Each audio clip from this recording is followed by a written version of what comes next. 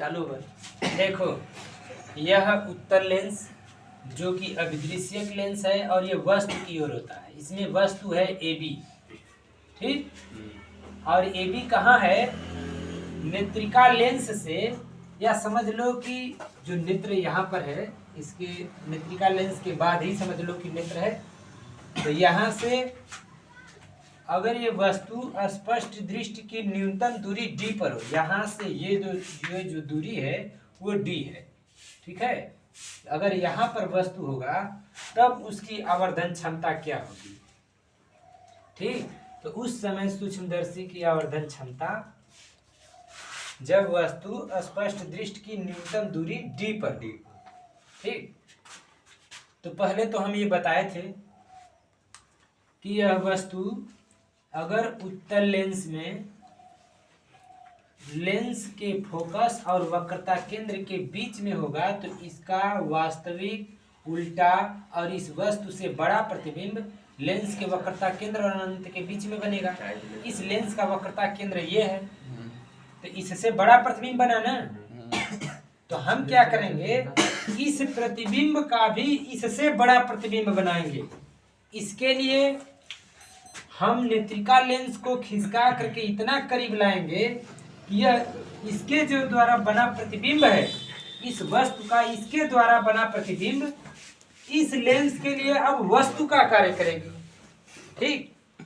इसलिए इस लेंस के लिए ये वस्तु का कार्य करेगी। और हम खिसका करके इतना करीब इसलिए लाएंगे कि यह प्रतिबिंब इस लेंस और इसके फोकस, मान लो कि इसका फोकस कहाँ है, यहाँ पर, इस लेंस का फोकस इधर F है और इधर भी F है। तो इस लेंस के फोकस और इस लेंस के बीच में जब यह वस्तु का प्रतिबिंब हो जाएगा तो इसके लिए वस्तु का कार्य करेगी। तो इसका आभासी उल्टा और बड़ा प्रतिबिंब इसी लेंस की, मतलब इसी प्रतिबिंब की ओर A डबल डैश और B डबल डैश बनता है, बड़ा, ठीक। और इसकी अपेक्षा बड़ा बनता है, वस्तु की अपेक्षा उल्टा बनता है, मगर इसके प्रतिबिंब के अपेक्षा सीधा बनता है। बात समझ में आई? अब देखो, जो ये प्रकाशीय किरणें जहां पर काटी वही प्रतिबिंब बना है ना। तो ये प्रकाश की किरण ये तो और आगे भी चली जाएंगी, परंतु हमको इसका प्रतिबिंब इस लेंस से बनाने के लिए नियम के अनुसार एक प्रकाशीय किरण मुख्य अक्ष के समांतर ले जाएंगे जो कि इसके मुख्य फोकस से होकर जाएगा, और एक प्रकाशीय किरण इसके प्रकाशीय केंद्र से लेकर के जाएंगे जो कि सीधी निकल जाएगी। ये दोनों किरणें आपस में कहीं नहीं काटेंगी। तो इन दोनों किरणों को डाट डाट करके अगर पीछे ले जाएंगे तो यहीं पर काट सकती है, इसलिए यहाँ पर इसका आभासी प्रतिबिंब बना है। तो इन दोनों किरणों को भी हम अपवर्तित करके आगे ले जाएंगे तो इनका भी पीछे अगर डाट डाट करके ले जाएंगे तो यहीं पर मिलेगा, ठीक है। तो इसलिए ये सभी किरणें इसी बिंदु पर केंद्रित होंगी, तो यहाँ पर हमको स्पष्ट प्रतिबिंब प्राप्त होगा। हम इस लेंस को हम आगे भी सेट कर सकते थे, ठीक। जैसे कि अगर ये वस्तु जो इसके द्वारा बना हुआ प्रतिबिंब है इसके लिए वस्तु का कार्य कर रहा है, अगर ये वस्तु इस लेंस के मुख्य फोकस और इसके वक्रता केंद्र के बीच में होता तब इसका सीधा प्रतिबिंब बन जाता, ठीक। इसके सापेक्ष सीधा बनता, मगर इसका उल्टा प्रतिबिंब बनता, इसकी अपेक्षा बड़ा बनता, वास्तविक बनता। मगर ये एक दोष उत्पन्न ये हो जाता, जो प्रकाश की किरणें इधर से जा रही हैं वे सभी प्रकाश की किरणें कुछ बाहर निकल जाती हैं, तो हमको इसका स्पष्ट प्रतिबिंब नहीं प्राप्त होता। इसलिए हम इस लेंस को इसके फोकस, इस वस्तु को इसके फोकस और लेंस के बीच में हम सेट करते हैं कि इसका स्पष्ट और अच्छा प्रतिबिंब हमें प्राप्त हो, ठीक। अब इसकी आवर्धन क्षमता के लिए सूत्र होता है संयुक्त सूक्ष्मदर्शी की आवर्धन क्षमता यम बराबर प्रतिबिंब द्वारा आंख पर बना दर्शन कोण बटा वस्तु द्वारा आंख पर बना दर्शन कोण, ठीक है।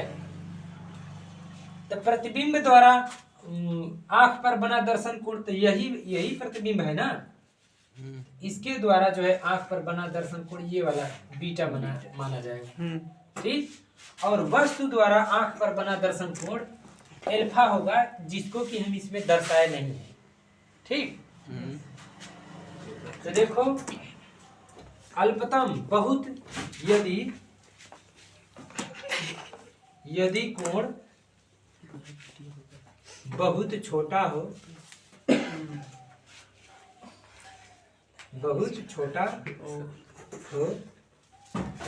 यदि कोण बहुत छोटा हो तो एल्फा बराबर tan अल्फा होगा, बीटा बराबर tan बीटा होगा। उस अवस्था में जो अल्फा है वो वस्तु द्वारा आंख पर बना दर्शन कोण है ना, इसका मतलब ये लंब बटा आधार होता है। तो वस्तु द्वारा आंख पर जो बना दर्शन कोण होगा तो वस्तु की लंबाई बटे वस्तु से दूरी होती है नेत्र की। तो वस्तु की लंबाई ए बी है और वस्तु की दूरी जो है डी ए ओ, ए से ओ तक ए ओ है। ठीक। जो कि डी है। ठीक। और प्रतिबिंब द्वारा बना कोण बीटा अर्थात tan बीटा, और tan बीटा बराबर a डैश b डैश है, a डैश b डैश बटा a डैश o। तो a डैश b डैश ये प्रतिबिंब है, इसके द्वारा बना प्रतिबिंब a डैश b डैश, और इसके द्वारा ये जो दूरी है यह है o a डैश o। ठीक है। अब इन दोनों का मान एल्फा और बीटा का मान हम इस सूत्र में रख देंगे। ठीक। अब देखो a डैश b डैश और बटा ए बी, यानी इसका व्युत्क्रम करके हम इसमें गुणा कर देंगे। तो a डैश b डैश बटा ए बी और a डैश o ऊपर चला जाएगा बटा a डैश o बटा a डैश o।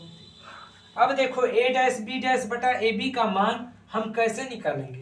समरूपता से, त्रिभुज की समरूपता से। इसमें देखो ये त्रिभुज है, इसे मान लो, अगर इसको हम क्या मान दें सी,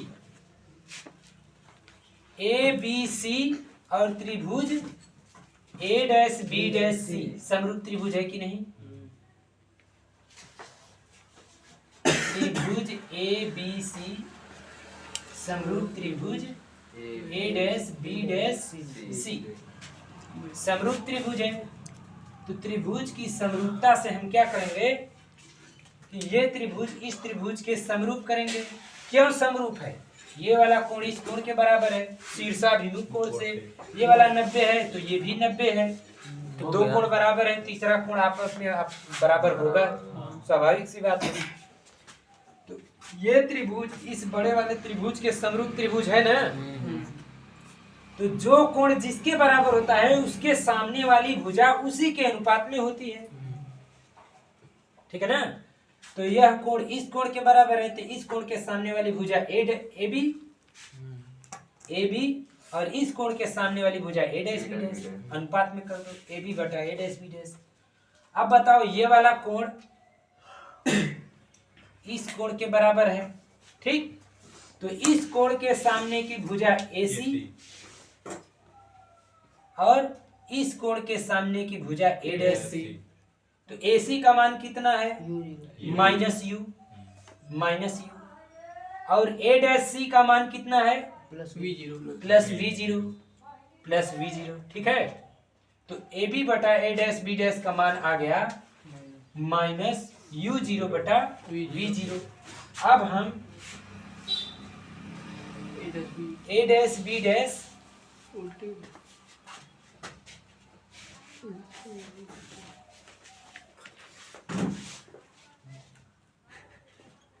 देखो यहाँ पर थोड़ा गलती हो गया है। ए बी बटा ए डैश बी डैश का मान है माइनस यू जीरो बटा वी जीरो। ठीक है। तो हम यहाँ पर लिखेंगे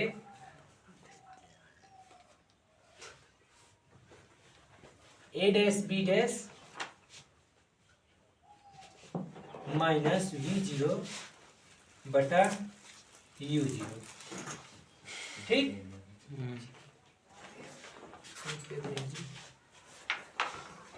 यहाँ पर गड़बड़ी हुई थी, माइनस u0 बटा v0 है, ठीक। ए बी बटा ए डैश बी डैश का मान है, अगर इसको हम उल्टा करेंगे तो यह क्या हो जाएगा, v0 बटा u0 होगा, माइनस v0 बटा u0 होगा, ठीक है। I into A double dash ओ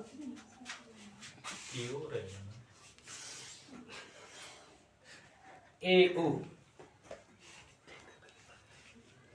यह जो होगा ए ओ, ए से लेके ओ तक, ए ओ का मान कितना है, कैपिटल डी है, बटा ए डैश ओ, ए डैश ओ का मान कितना है, यू ई है।